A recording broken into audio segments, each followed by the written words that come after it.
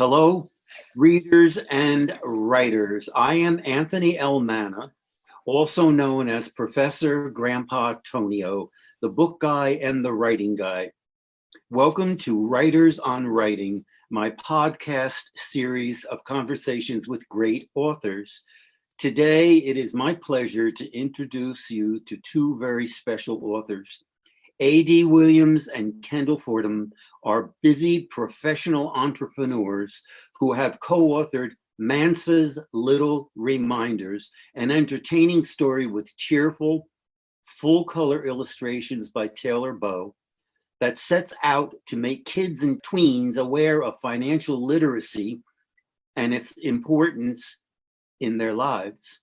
Question number one, what does a professional entrepreneur do anyway? And question number two, what is financial literacy? I'll invite the authors of Mansa's Little Reminders to answer those questions during our conversation. In Mansa's Little Reminders, soon to be a series, you'll meet Mark, an inner city kid with big dreams and little direction, until he starts learning valuable lessons about building a good life for himself and for those he loves.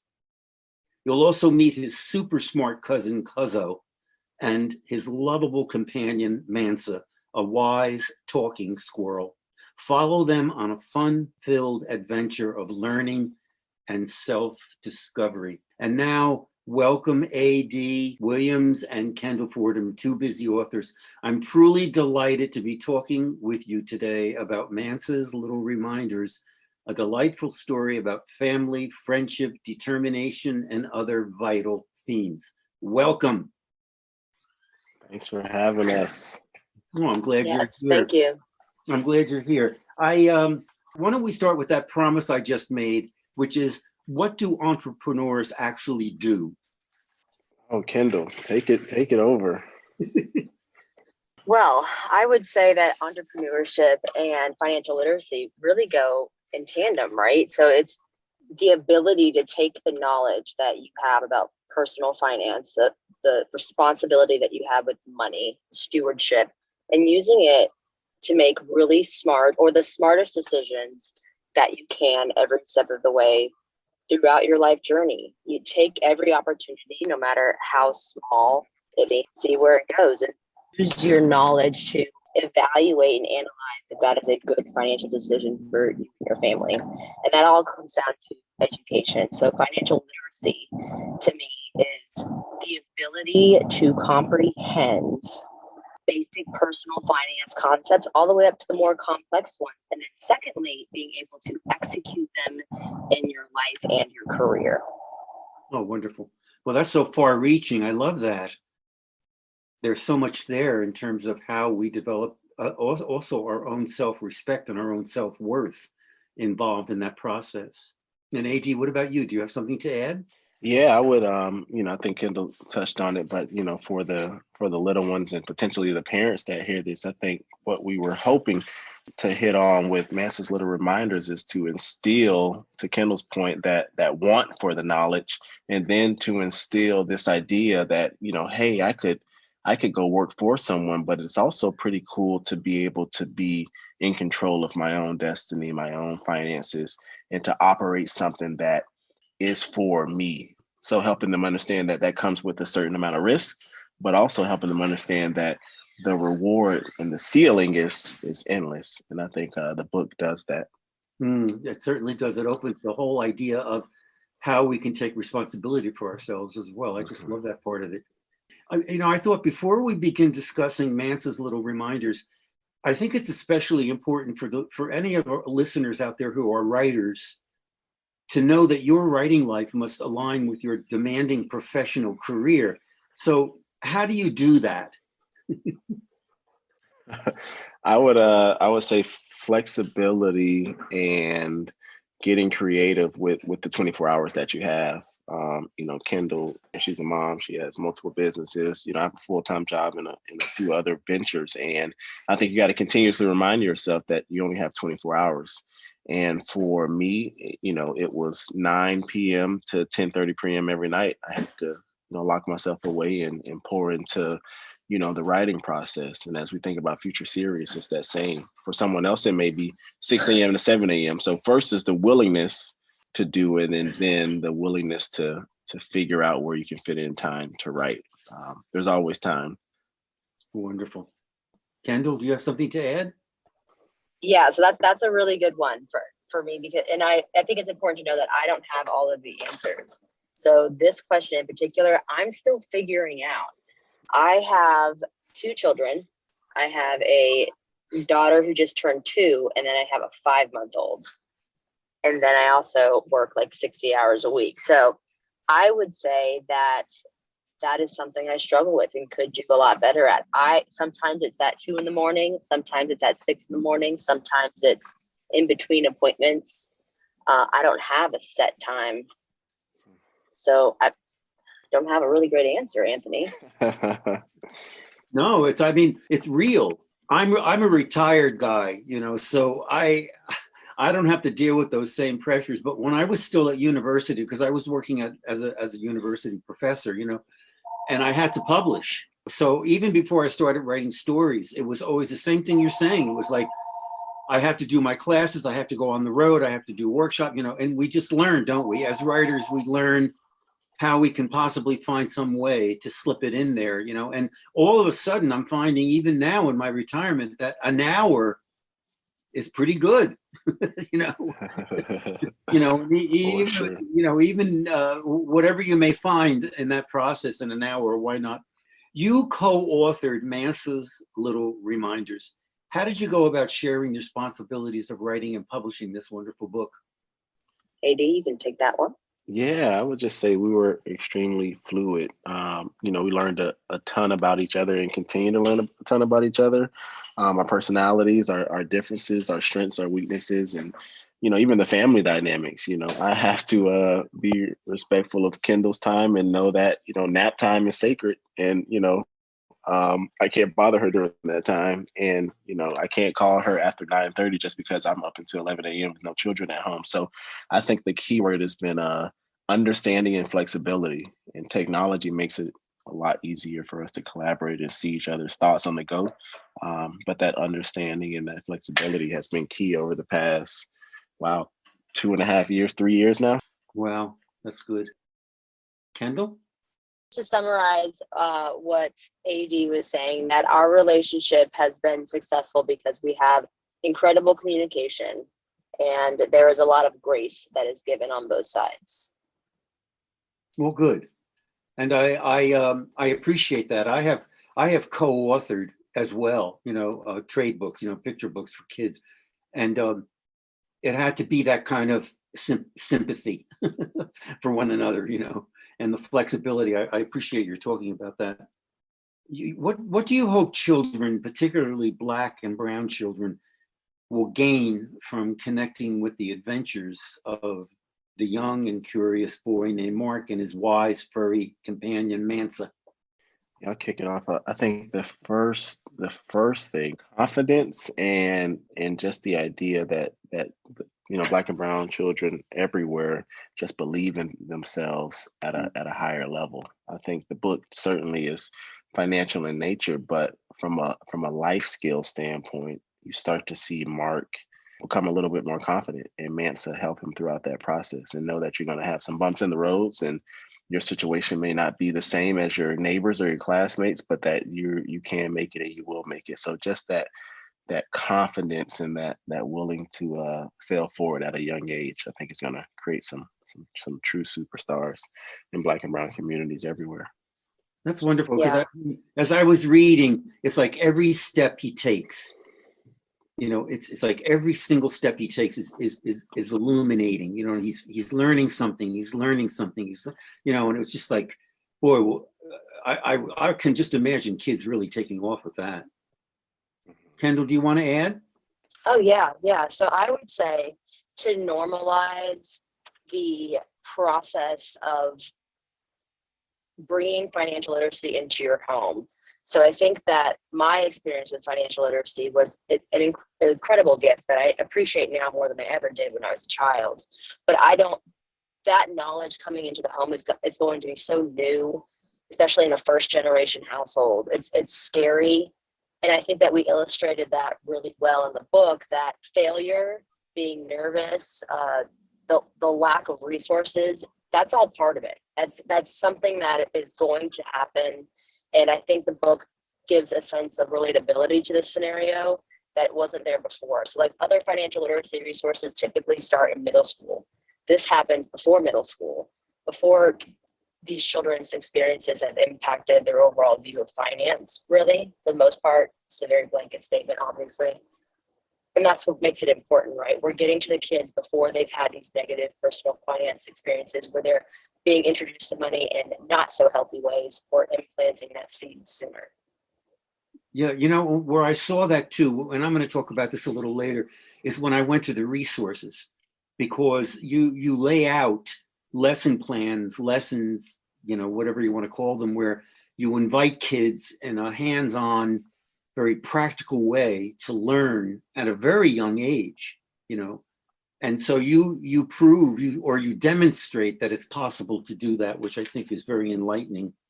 Can you also tell us about Mansa Musa and how this historical individual figures into different aspects of Mark's development? Where does he come in? Yeah, so Mansa Musa is a subtle historical reminder of the historical individual known as Mansa Musa, who thrived in Africa and is known to the world as the richest man that ever lived. And as you dive more into his story, of course, there are a lot of pros and some cons that folks discuss, but overall, great individual who led great people and just was extremely resourceful and did a lot of things. And then the other piece of that is that he does hail from Africa, which to many individuals that come from our culture see as the homeland and the promised land and the place that we were taken from, etc. So all of those things, I hope they may not hit a child or even a parent at that moment, but as you progress and read more and grow older, I think those things will be appreciated. Not necessarily in the first book or even the second, but over time you'll start to appreciate those kind of hidden references, and they instill a new level of pride, hopefully, in Mark through Mansa. Wonderful. So how do you, this just came to me, that you're incorporating this powerful figure into a squirrel. Yeah. Which I think is kind of unique, And so what does that squirrel identify with, or what have you given that squirrel that is Mansa? Yeah, so the squirrel, one, he's present. He's extremely, stern, and Kendall can touch on this as well, but he's stern. He's inspirational and motivational, but he doesn't take any BS. So you can see the leadership qualities in him. You can see the genuine want for Mark, but also the, you're not cutting any corners. So it's tough love, but the undertone of it is love. So I think that's the essence of who I envisioned Mansa to be years and years and years ago. That's nice. Yeah. I would say that Mansa brings to the table the leadership and the confidence that Mark does not have yet. And he acts as this almost guardian, this pedestal or foundation of, you can do this, just persevere. Like the driving force that we hope the book is for these children. We hope Mansa, the book is Mansa for these children reading the book. Determination. There's a kind of loyalty there, even though, you talk about tough love, but there's certainly developing a loyalty, which I think is a very strong theme, and one that I appreciate. I can imagine some adults wondering if childhood is too early a time to introduce demanding concepts about earning and managing money, or for that matter, any aspect of what you call financial literacy. What would you say to them? They're wrong. I would say that that's a conversation. Yeah, exactly. I would say they're 100% wrong. Kendall's a living testament to that. But for someone like me, like many parents, I come from a place of unknown. I didn't learn any of these concepts at an age before 17. So I was extremely late to the game. But I think what the angle that we've taken is, hey, one, those parents are unfortunately wrong, that there's no stage that is too early, and two, just in case for those kids that maybe not early adopters, we've made this book and future books fun more than anything. So it's fun. It's a story before anything, and then it's educational. So I think that folks and children would be tricked into learning great things, regardless of if it's feels like school or not. Mm. Kendall, you want to Well, add? to that person, to that point, to that parent that says it's too young, when is the right age? Is it when they're 18 and then now they have access to the credit market and can go open a credit card? Is it when you send them off to college and now they have to take out student loans? No, kids need time to process these powerful tools that become available at such an early age. And on top of debt instruments and credit and all of these things, there's basic concepts that need to be understood before you can build upon them. And the sooner you introduce them, the more creative and confident kids will get with them, especially when you're looking at Black and brown kids that are growing up, a lot of them in poverty. These things need to be understood even more to them because they are targeted. There are predatory markets out there that want these communities to take out credit because they are going to get the highest interest rate. They are profitable people that are targeted by these terrible debt instruments like credit card companies, payday loans, all of these things. If you look at the demographic that uses them, I am almost sure that you're going to see a positive correlation between illiteracy and the amount and type of people using these instruments. Very well taken point. There's a lot of work to be done, and that's what I think the two of you are doing with this book. I mean, I think that you're awakening kids to the reality that they can take control of their lives, and that they don't have to wait till they're 18 when they get that credit card. Oh my. I'm thinking that these same adults might be thinking that the topic financial literacy sounds so dull and unimaginative. Now I could say to you, why don't you send them off to your learning resources? You offer parents, teachers, and others interested child care workers on your website an introduction to money, the history of banking and saving, budgeting and saving. These are a few of the learning plans you provide. How do you avoid the dull and unimaginative with these lessons? So that's that's the daily opportunity. I think, we know that in this world of social media, that attention spans are shorter, and that in a positive, creativity is at an all-time high. So for us, it's the continuous challenge, which we're up for, is to just continue to hit these important messages in different ways. It starts with the book. You go to the website, we have the resources. We have workbooks coming. We have our partners that thrive in the visual and video world, articulating those same messages in those formats. So it's really the same way you would teach, a Harvard PhD student. You have some that want to hear the audio, some that thrive in in-person lectures, and some that can lock themselves away and read. So our take has been to stay creative and to continue to do it in 10 different ways if we have to. Yeah, I would build on that and just say also creating relatable scenarios, a relatable plot, and characters that resonate and stick with readers. Yeah, that's I spent many years as an educator and also training teachers, and that always comes into being. It's, how do you take some pretty difficult concepts and characterize them, story them, use drama, use art, you know what I mean? And then that's what we were all about. And those teachers, I would go into their classrooms, and it was the ones that made it that way. Everything was very concrete. Everything was very accessible, and those kids felt like they were able to do this. Well, that's why I love your learning resources so much in that section. I mean, I kept going over those and then there's one that's an actual project. The last one, I think, is the project, which is another educational strategy that works really beautifully because it sustains the interest over time. And I think you've got that going as well. One aspect of Mark and Mansa's story I particularly took to with great interest is the connection you make between financial literacy and social justice. And I think Kendall was getting at that just a little while ago in a very articulate way. How do you weave that thread of awareness into the fabric of the story to make it accessible to young readers?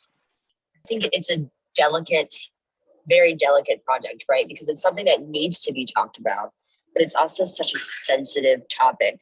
So I think lightly touching on it to where we're addressing it, but also in a way that's appropriate for children. And it was definitely a careful dance that Antoine and I had talked about a lot. Like, is this too much? Is this enough? And I imagine that's going to be another, tango we have to do with the next two books as issues and politics progress. It's definitely a very delicate topic, and I personally haven't mastered it. It was a mutual effort between me and AD for sure. Mm-hmm. Yeah.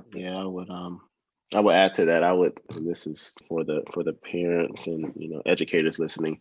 My take as I continue to study this work is that financial equity and wealth equity is the backdrop to everything. Social justice, racism, etc. It's really the foundation that I think could be the great equalizer. So we almost would have been doing ourselves a disservice not to make note of some of the just everyday things that Black and brown children and adults deal with on a daily basis. So the way we go about it, I think, is going to be challenging, but it's in front of us every day, especially as we look at the last couple of years and even in history. So I think it'll be easy to intertwine it in the story, but we have to delicately do it in a way to where we make note of it and also discuss some solutions and some potential opportunities. Right, because what you don't want to happen is it be a source of discouragement. Because when you produce these types of facts that do exist, and I read the scholarly articles as they come out, you don't want that to overtake what we're trying to accomplish with the story. Yeah, because then it sounds like you're preaching. Exactly. Right. And that I mean, if you're writing a story, you want the story to lead you into that subtlety. Well, I mean, there are a couple of times where the mother figure is dealing with that, and it's very apparent, but not in a preachy sort of way. She's just saying, this is what we have. This is what we have to do, And I thought that was starting to get to the concepts of what's going on socially around them. I mean, see, I've been in a lot of classrooms in my 50 years of education. Can you believe this? And seriously. And I mean, I think that once again, I mean, a good teacher will lead these kids. A good parent, a good caregiver will lead kids who are reading this book with them to the understanding of what's going on outside in the world beyond. And I think that what a powerful thing we're talking about here. I know. It inspires me every day. We've read that book probably 65 times, if not more. And every time I read it, even though I wrote it, every time I read it, I'm like, oh, I'm learning something. Yeah, no, well, that's a good sign. Well, I'm so glad you're talking about that. I hope the listeners listen to that, please, because especially if you're writers, you want to go back. Usually what happens is the writer goes back and goes, oh no, I can't believe I wrote that. But then sometimes you go back and you just say, wow, I just discovered something new about that character that I never realized, or something new about the theme is what we're talking about here. That's so important. Yeah. And what's beautiful about this topic is that it hits different people in different spots. Mm-hmm. So I might have written it in one mood, and then I'll come back. It's been almost a year now since we finished it. I'll come back and read it a year later, and I'll have a different perspective on the same scenario. I'll be like, wow, that feels different now. So I can only imagine other people when they read it, how it's affecting them. So we're learning as we're reading it and as we're writing it and going back and getting criticism and getting feedback. It's really been a beautiful process. Yeah, there we go. The writing process is truly a gift, but it's also a learning curve. I'm always there. I'm always there. I'm continuing. I'm an old guy and I'm still writing. That's my new theme. I go on to the social media. I say old guy still writing, and there's like, oh, really? There you go. That's a brand in itself. It is, yeah. I know, right? I like that brand. Rick likes it too. You plan to develop Mansa's Little Reminders into a series of stories. What can your fans look forward to? I mean, what do you have in mind? Oh, I mean, Progression. yeah, exactly. Progression, still keeping that fun and that excitement and those life skills that the book offers, but also diving in a little bit deeper to some of the tangible things that parents can do, conversations that they can have, whether they have $5 or $500, some of the things that they can do to set themselves and their children up for extreme success, and wealth, for generations to come. So I think we'll be able to really touch on some of those things now that we scratched the surface of this first one. Good. Yeah, dive in a little bit deeper. And my goal has always been to get these into the schools that need them. So we'll be working a lot more closely with the curriculum writer that will align with the fourth grade, maybe even fifth grade trajectory and core subjects that they need to be focused on, so that we can more easily present this to school boards and get it in there. Absolutely. Yeah. And that can happen, as you probably well know. You just have to reach the right people. Oh yeah. To make them realize how important financial literacy is, but also how important the social aspect of what you're getting at here. And the idea of equity. Right. Yes. Yeah. But I think there are people out there who know that. I mean, who welcome it. As you went about, we're coming to kind of to the end, but I like this question that I came up with at the last minute. As you went about planning and writing Mansa's Little Reminders, what did you find to be the best thing about it all? What was the most exciting aspect of it? For me, adding the emotional intelligence into the financial concepts, like building the story, creating a character that had to deal with failure. What does that feel like to a little kid? It made me think about when I was a little kid and pull up specific examples. Well, how did that feel? How did that feel doing math? Not only doing math, but doing math in front of people that are watching you doing math. And what were the physical, anatomical experiences, like sweaty hands, lump in my throat, overthinking it, and then dealing with failure, something not going your way, like having to relive the very basis of human emotion and then write it down was really fascinating for me personally. Wow. Yeah. I think Kendall, that part is extremely important. For me, it's, when I saw, shout out to Taylor, when I saw the book come to life through the characters, we kind of had these concepts in our head and went back and forth, but to get to that final draft and see, Mark and Mansa and, Cuzzo and these characters come together and get their color just right and their features, it was fantastic. That was probably the most rewarding feeling. Pre-release, of course, that I felt the biggest reward has just been the reaction that we've gotten from children, educators, parents, and just the whole gamut of folks. But that illustrative process was amazing. Did you have to have you done a lot of revision with this book? I mean, how many times did you draft it or whatever? Or was it just? Oh my gosh. Anthony, 3 years. I don't we've been even working know. on it for. Yeah. Oh wow, yeah, we've been working on it a while. The structure, the foundation has always been there, but we worked on this book for a while. So to see this first part come out has been extremely special and rewarding for us. And now we got the right mojo to make some magic happen for these next few. I mean, I would say it took us a good year to get to a place where we were like, okay, there's nothing else in here that we want to touch or change. We're happy with everything. Well, I'm so glad you're saying that, because I mean, I'm hoping that some of our listeners are kids who are listening, or watching and listening to this. And I think that the idea that an author, a writer goes through a lot of drafts, it always surprises them. When I go into the schools, I usually show them some of the drafting that I've done on a story and a PowerPoint. I'll say, I think I wrote that page around 20 times. And they're like, really now? Oh, easily. Yeah. And so it's good for them to hear that, because I think not that I want to make writing a torture, but rather it is work. and it's a labor of love, and you stay with it and you do the best you can, but sometimes it takes a lot of drafting. But I think kids appreciate knowing that. So as I come to the end, I want to encourage writers, teachers, parents, caregivers to visit your website, which is www.mansaslittlereminders.com. And the spelling for Mansas is MANSAS.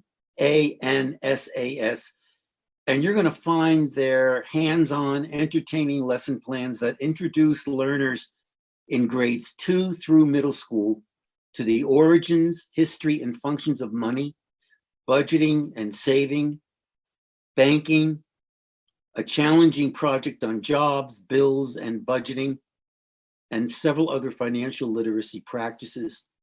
And also be sure to wander into the Follow Us section of the website, the link to discover many kid-friendly book reviews. I love that whole section that you did there, because here are these moms and dads with their kids, with your book in hand.